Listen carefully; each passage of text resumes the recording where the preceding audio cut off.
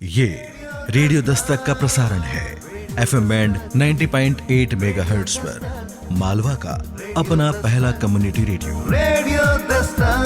Radio Dastak बोलता है मन की बोली।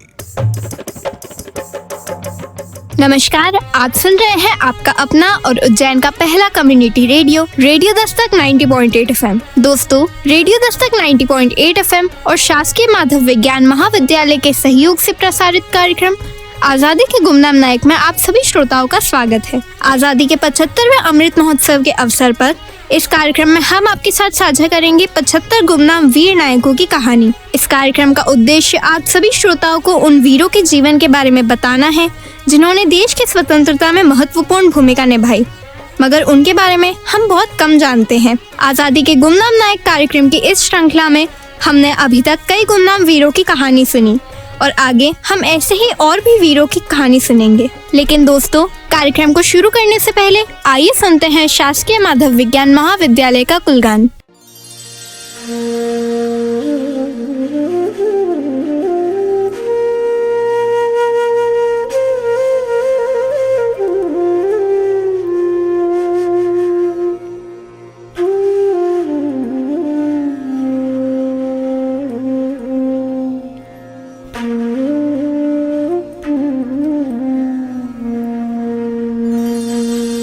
कालिदास की पावन भूमि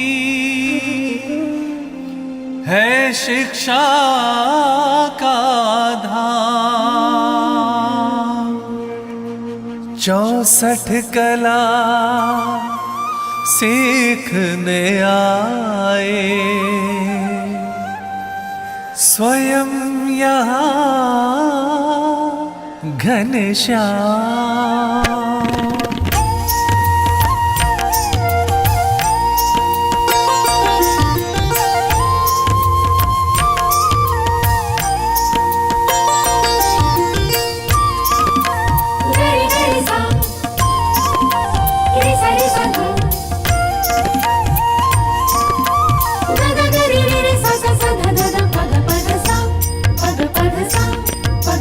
महाकाल वन में विद्या का मंदिर मंगलमय है माधव विज्ञान महाविद्यालय तेरी जय है।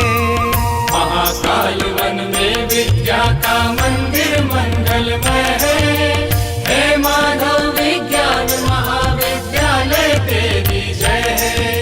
जय है जय है जय है तेरी जय है।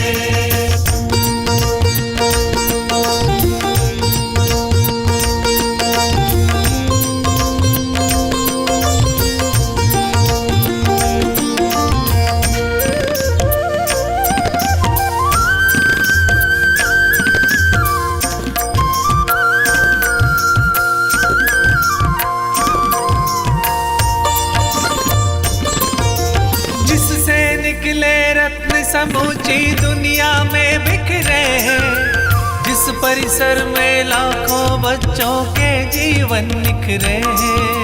यह मानव का गौरव जग में इसकी ऊंची छाती, जिसकी यश गाथा क्षिप्रा की धारा कल कल गाती। जिसकी यश गाथा क्षिप्रा की धारा कल कल गाती। सेवा भाव समर्पण शिक्षा की जिसमें एक लय है माधव विज्ञान महाविद्यालय तेरी जय है माधव विज्ञान महाविद्यालय तेरी जय है। जय है जय है जय है तेरी जय है।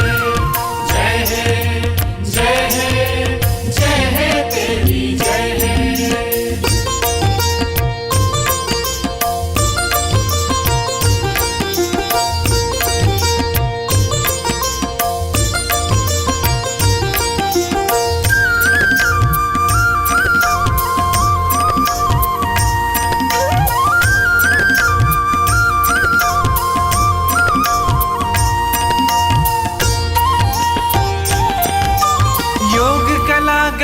सिखलाता नूतन अनुसंधान यहाँ, गायन वादन समरसता है संस्कार विज्ञान यहाँ। भव्य सिंधु जो ज्ञान बिंदु की लहरों से शोभित है, जिसके सत्यम ज्ञान अनंतम पर दुनिया मोहित है। जिसके सत्यम ज्ञान अनंतम पर दुनिया मोहित है। विक्रम कुल में सरस्वती का जो पावन आलय है, हे माधव विज्ञान महाविद्यालय तेरी जय है।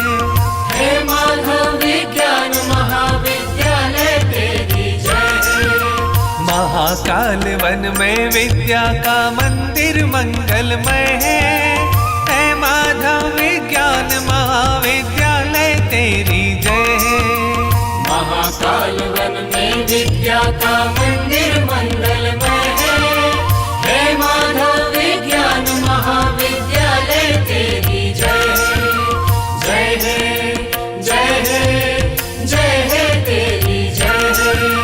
जय है, जय है, जय है तेरी जय है। ये है आपका अपना उज्जैन का पहला community radio, radio Dastak 90.8 FM। सुनेगा उज्जैन, बढ़ेगा उज्जैन। दोस्तों, अभी आपने सुना शासकीय माधव विज्ञान महाविद्यालय का कुलगान। आप सुन रहे हैं आपका अपना और उज्जैन का पहला community radio, radio Dastak 90.8 FM। दोस्तों, तो आइए सुनते हैं विपिन जी से देशभक्ति से भरी बांसुरी वादन।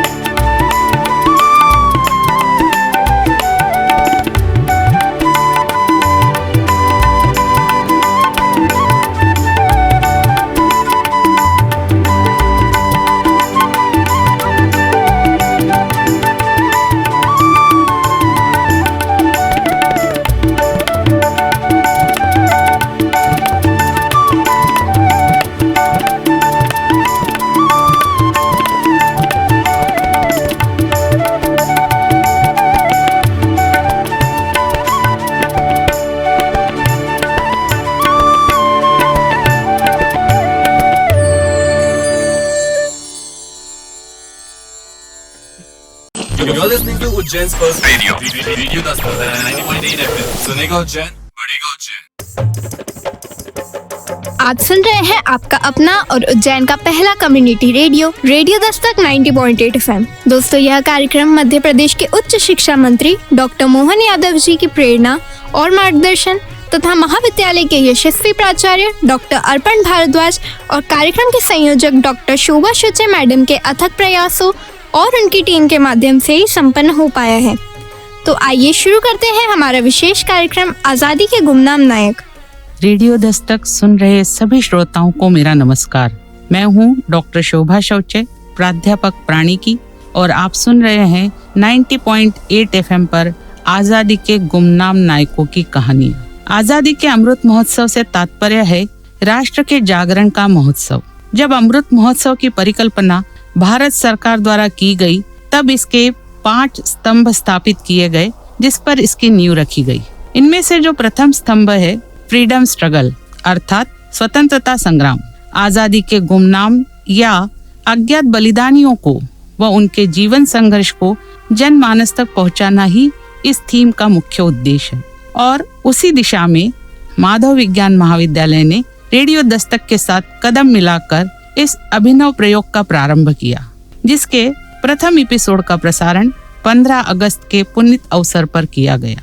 इस प्रत्यर्थ में साधुवाद देना चाहती हूँ हमारे माननीय उच्च शिक्षा मंत्री मध्य प्रदेश शासन डॉक्टर मोहन यादव जी को, जिनके मार्गदर्शन में तथा प्राचार्य अर्पण भारद्वाज जी की प्रेरणा तथा अथक प्रयत्नों एवं विवेकानंद केंद्र के सहयोग से मैंने व मेरी टीम ने आजादी के गुमनाम नायकों पर एक पुस्तक का संकलन किया, जिसका विमोचन माननीय मंत्री डॉक्टर मोहन यादव जी के कर कमलों से अन्य गणमान्य हस्तियों की उपस्थिति में संपन्न हुआ। इस पुस्तक में आजादी के अमृत महोत्सव के उपलक्ष्य में 75 गुमनाम नायकों की जीवन गाथाओं का संकलन किया गया है। भारतीय स्वतंत्रता आंदोलन का इतिहास स्वतंत्रता के लिए भारतीयों के संघर्ष की गाथा है। इस संघर्ष में महिलाओं और पुरुषों ने समान रूप से भाग लिया। घर का मोर्चा हो, राजनीति का रणक्षेत्र, महिलाओं ने जिस साहस, सहिष्णुता और वीरता से स्वतंत्रता आंदोलन में अपनी भूमिका निभाई, वो इतिहास की धरोहर है। 1857 की क्रांति की शुरुआत छावनियों से हुई। जवान मंगल पांडे द्वारा अपने सार्जेंट पर गोली चलाने के साथ ही क्रांति का बिगुल बज उठा। देखते देखते यह स्वतंत्रता संग्राम कानपुर, लखनऊ, बनारस, इलाहाबाद, बरेली, जगदीशपुर और झांसी आदि जगह फैल गया। नाना साहेब, तात्या टोपे, महारानी लक्ष्मीबाई, मौलवी अहमद शाह, कुंवर सिंह जैसे अनेक नेता इस संग्राम से जुड़ते गए। बात याद है उस समय की जब लाहौर सेंट्रल जेल में भगत सिंह को फांसी का हुक्म सुनाया गया। जब अंग्रेज अफसर रॉबर्ट और बारकर जेल में भगत सिंह से मिलने गए और उनसे कहा, माफी मांग लो भगत, जिंदगी बच जाएगी। अंग्रेजी हुकूमत को पत्र लिखो कि मुझसे गलती हो गई है। भगत सिंह ने अंग्रेजों को पत्र तो लिखा, पर पत्र में क्या लिखा? मैं ब्रिटिश सरकार से अपील करता हूँ कि मुझे फांसी ना दी जाए, क्योंकि फांसी अपराधियों को दी जाती है और मैं एक क्रांतिकारी हूँ, भारत माँ का सिपाही हूँ। मुझे भले ही भरे चौराहे पर गोली मार दी जाए। ये युद्ध का विधान है कि गोली से मरने पर सिपाही की शान है। पर बेगैरत अंग्रेज उनकी इच्छा पूरी नहीं कर पाए और उन्हें फांसी दे दी गई। भगत ने सोचा, मुझे तो वीर गति चाहिए, फिर वो गोली से हो या फांसी का फंदा। जब भगत सिंह को फांसी पर लटकाया गया तो वो फांसी का फंदा बड़ी दीवानगी से चूमने लगा, जैसे मेहंदी से सजे दुल्हन के हाथ चूम रहा हो। ए दुल्हन, मैं राख बन सतलज नदी में बह गया, पूछ मत तेरी जुदाई दिल पे कैसे सह गया। शहादत की खुशी तो है मुझे, शहादत की खुशी तो है मुझे, पर जाते जाते दुख भी है। ए आजादी, मैं तेरा घूंघट उठा न सका। दूसरी ओर भारत की बेटी लक्ष्मीबाई, जिसने एक दूध मुहे बच्चे को पीठ पर बांधकर अंग्रेजों से लोहा लिया और उनकी लाल वर्दियों के धागे खोल दिए। जबकि अल्फ्रेड पार्क में भारत माँ का बेटा आजाद एक पिस्तौल लेकर सैकड़ों लोगों से भिड़ गया और जब आखिरी गोली बची तो वंदे मातरम कह गया। इन सब के बारे में तो हम जानते हैं, पढ़ते हैं और सुनते भी हैं, लेकिन अमृत काल में जरूरत है कि हम कुछ ऐसे गुमनाम नायकों के बारे में भी जानकारी एकत्र कर उसे प्रत्येक व्यक्ति तक पहुंचाए, तभी हमारे अमृत महोत्सव की परिकल्पना साकार होगी। पर आज का दिन कुछ खास है। आज 2 अक्टूबर है। कृतज्ञ राष्ट्र गांधी जी के जन्म दिवस को राष्ट्रीय पर्व के रूप में मना रहा है। गांधी जी व्यक्ति नहीं, एक संस्था थे। 1857 की क्रांति के पश्चात कई ऐसे क्रांतिवीर थे जो गांधी जी की विचारधारा से प्रेरित थे। अर्चना के अगुणित स्वर मिलाकर हम सभी इस युग के महामानव और 1947 के स्वतंत्रता संग्राम के जननायक महात्मा गांधी जी को वंदन करते हैं। चूंकि हम जानते हैं कि रेडियो दस्तक पर प्रसारित यह कार्यक्रम महाविद्यालय के पूर्व व वर्तमान छात्र छात्राओं द्वारा आजादी के अमृत महोत्सव के यज्ञ में एक सम्मिलित आहुति है, तो इसी क्रम में आइए हम सुनते हैं हमारे अपने यशस्वी उच्च शिक्षा मंत्री, आवाज के धनी, वक्तृत्व कला से संपन्न महाविद्यालय के पूर्व छात्र डॉक्टर मोहन यादव जी को। अपनी व्यस्तताओं के बावजूद हमारा और हमारे छात्र छात्राओं का उत्साहवर्धन करने के लिए हम आपका स्वागत भी करते हैं और आपके प्रति कृतज्ञता ज्ञापित करते हैं। अंत में मैं इतना ही कहना चाहूंगी कि इन्हीं ज्ञात एवं अज्ञात बलिदानियों के कारण ही हमारा देश गर्व से कह रहा है कि आज मेरे माथे पर 75 साल का सूरज चमक रहा है। दुनिया वालों, जितना जोर है लगाओ, हम हिंदुस्तानियों को रोक कर दिखाओ। हम 75 साल पहले नहीं रुके जब मिट्टी में रेंग रहे थे, घुटनों पर घिसट रहे थे। अब क्या रुकेंगे? अब तो हमने पंख उगा लिए हैं और सैकड़ों आसमान कंधों पर उठा लिए हैं। इन्हीं शब्दों के साथ जय हिंद, जय भारत। आप सुन रहे हैं 90.8 FM, तो सुनते रहिए और सुनाते रहिए रेडियो दस्तक, आपके घर तक। दोस्तों, रेडियो दस्तक 90.8 FM पर कार्यक्रम आजादी के गुमनाम नायक में अभी आपने सुना कार्यक्रम की संयोजक डॉक्टर शोभा शुचे मैडम को। तो आइए सुनते हैं एक कहानी मध्य प्रदेश के उच्च शिक्षा मंत्री डॉक्टर मोहन यादव जी की आवाज में। ये है आपका अपना उज्जैन का पहला community radio, radio Dastak 90.8 FM। सुनेगा उज्जैन, बढ़ेगा उज्जैन।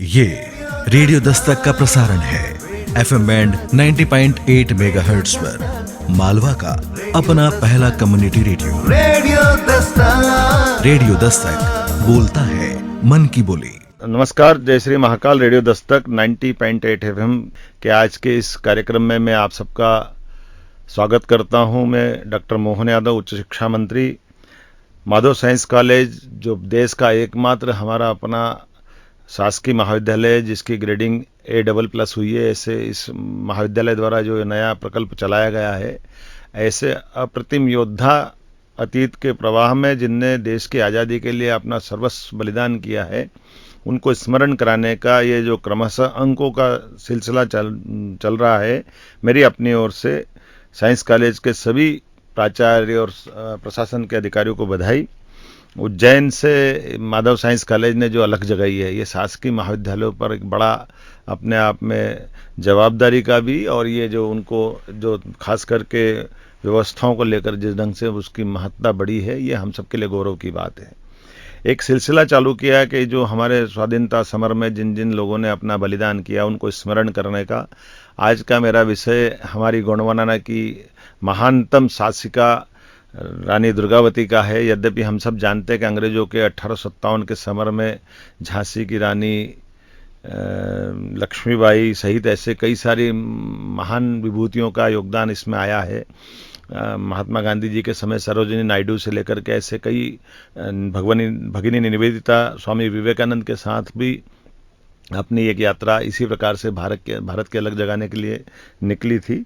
लेकिन रानी दुर्गावती का योगदान दुर्भाग्य से अभी थोड़ा सा उनके उस योगदान को सबके सामने लेना आवश्यक समझता हूं। मैं इस बात के लिए आपके सबके जानकारी लाना चाहूँगा कि रानी दुर्गावती वो शासिका है जिस शासिका ने, ये वो दौर था जब मुगलों ने अपना शासन फैलाना चालू किया, अकबर ने सत्ता संभाली थी।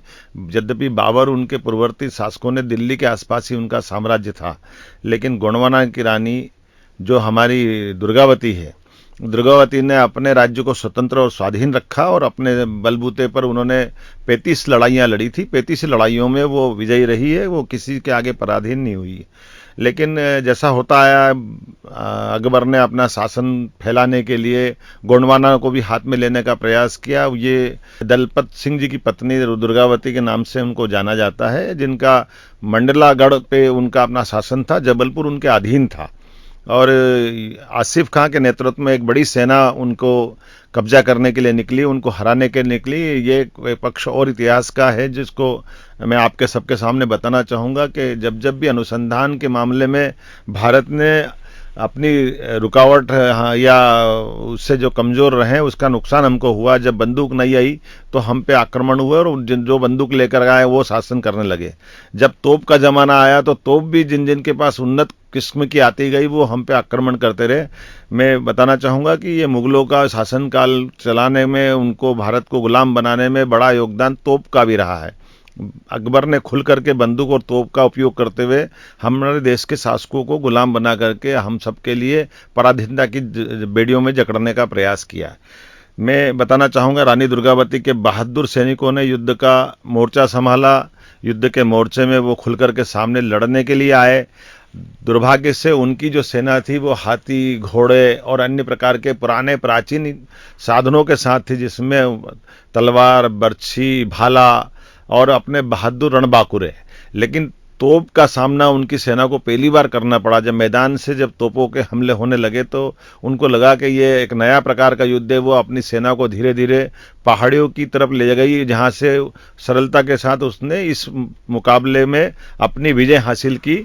और तोप को नीचे जाने के कारण से गलियों और खंदकों में जाने में जो तकलीफ थी, इस तकलीफ के बलबूते पर पहले दिन तो रानी विजयी रही। लेकिन रानी के उस विजय अभियान में रानी ने समझ लिया था कि अब हमारा जो परंपरागत युद्ध का समय है कि सूर्यास्त के बाद हम युद्ध रोक दें, ये उचित नहीं समझते।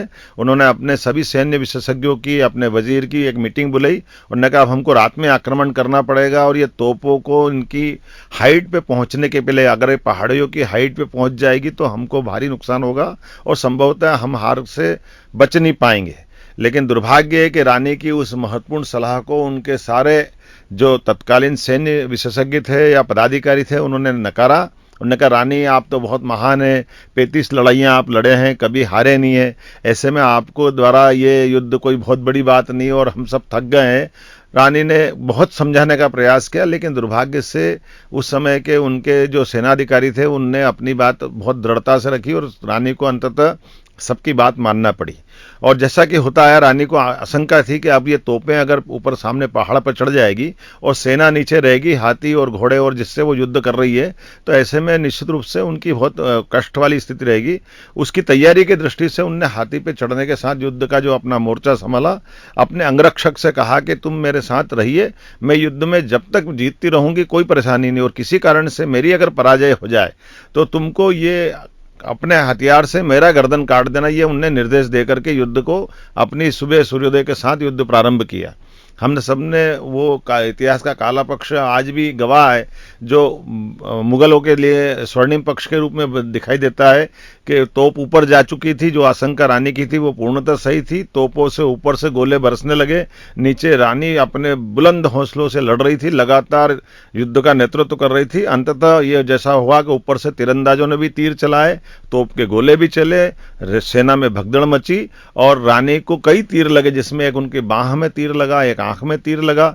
तो ये तीर को देख करके उनने जब ये देखा कि अब मेरे हाथ में से इस व्यवस्था के आधार पर आगे लड़ना संभव नहीं होगा, उन्होंने अपने अंगरक्षक से कहा कि तुमको मैंने एक राय दी थी कि अगर ये अब मेरी स्थिति ऐसी बन रही कि मैं बच नहीं पाऊंगी और युद्ध हम जीत नहीं पा रहे हैं, तुमको जो मैंने निर्देश दिया कि तुम अपनी तलवार से मेरी गर्दन काट दो।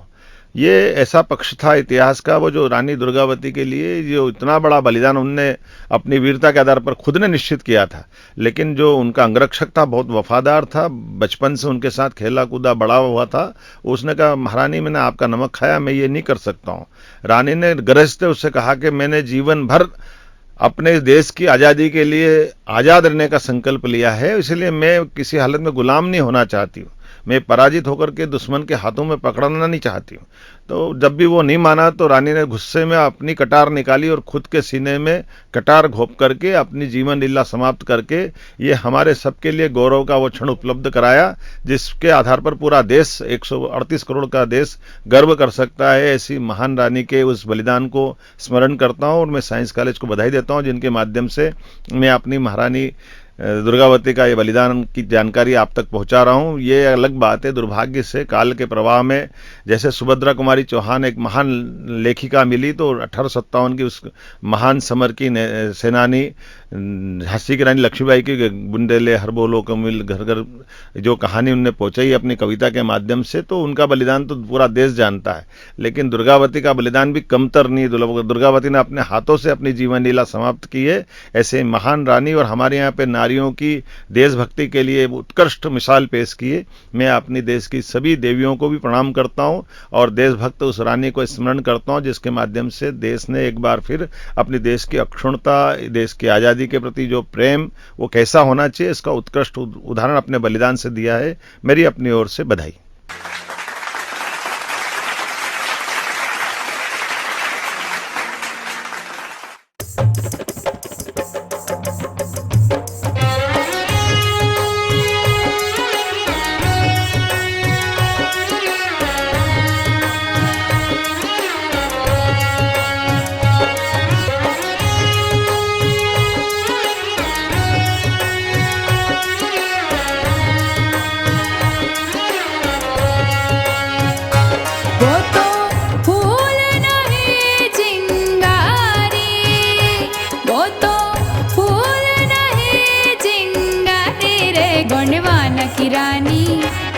गणवान की रानी दुर्गावती महारानी, गणवान की रानी दुर्गावती महारानी, गणवान की रानी दुर्गावती महारानी, गणवान की रानी दुर्गावती महारानी।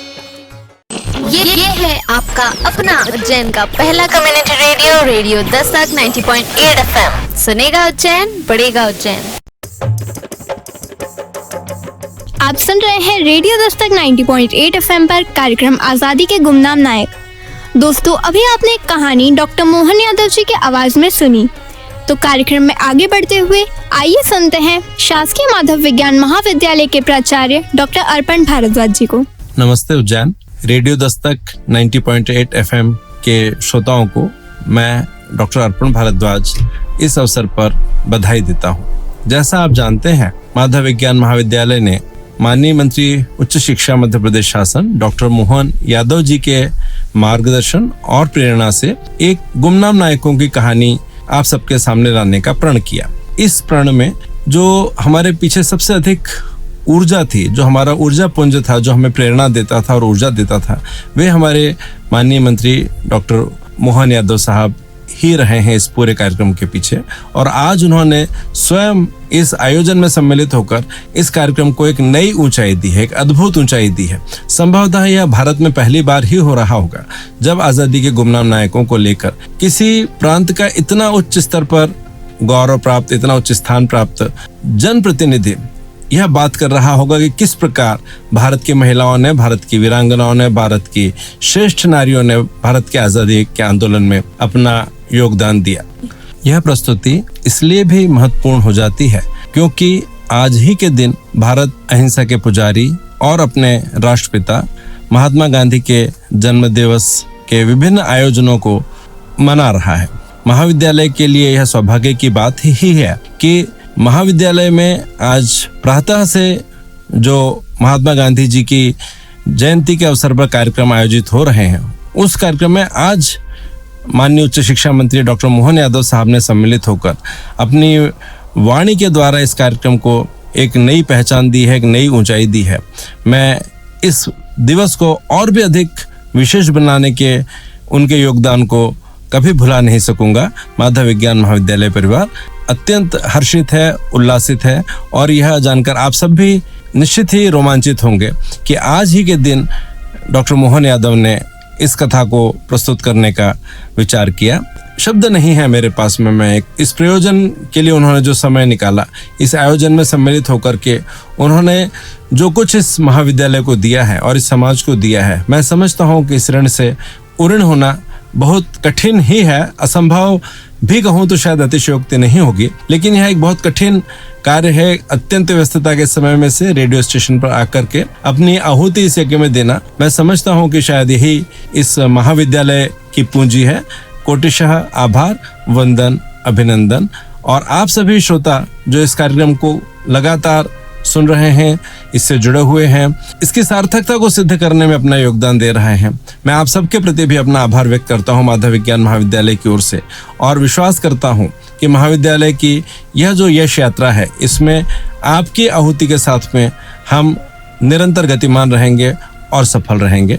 यह जो प्रकल्प है, यह संभवतः इस धरातल पर आता ही नहीं। यह जो कुछ हम कर पा रहे हैं, मैं शब्द नहीं है मेरे पास यह कहने के लिए कि रेडियो दस्तक 90.8 FM जो उज्जैन का पहला कम्युनिटी रेडियो है, उसने जो सहयोग हमको प्रदान किया है, जिस तरह से माधव विज्ञान महाविद्यालय की इस यात्रा में उन्होंने हमारा हाथ थामा है, रेडियो दस्तक 90.8 FM की पूरी टीम को मैं आभार व्यक्त करना चाहता हूं। और आपसे यही कहूंगा कि सुनते रहिए रेडियो दस्तक 90.8 FM। सुनेगा उज्जैन, बढ़ेगा उज्जैन। धन्यवाद।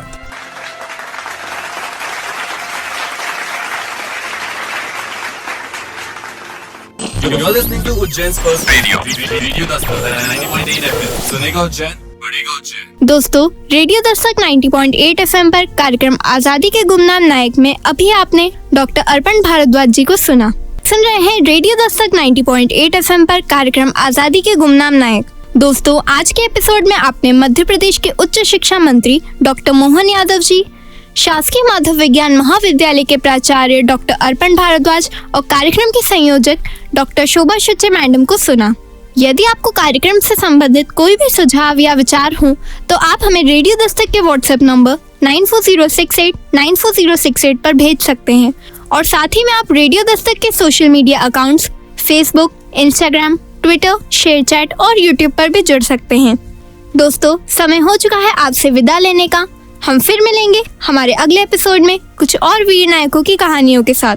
तो सुनते रहिए आपका अपना और उज्जैन का पहला community radio, radio Dastak 90.8 FM। सुनेगा उज्जैन, बढ़ेगा Ujjain. You're listening to Ujjain's first radio Dastak 90.8 FM. सुनेगा उज्जैन, बढ़ेगा उज्जैन।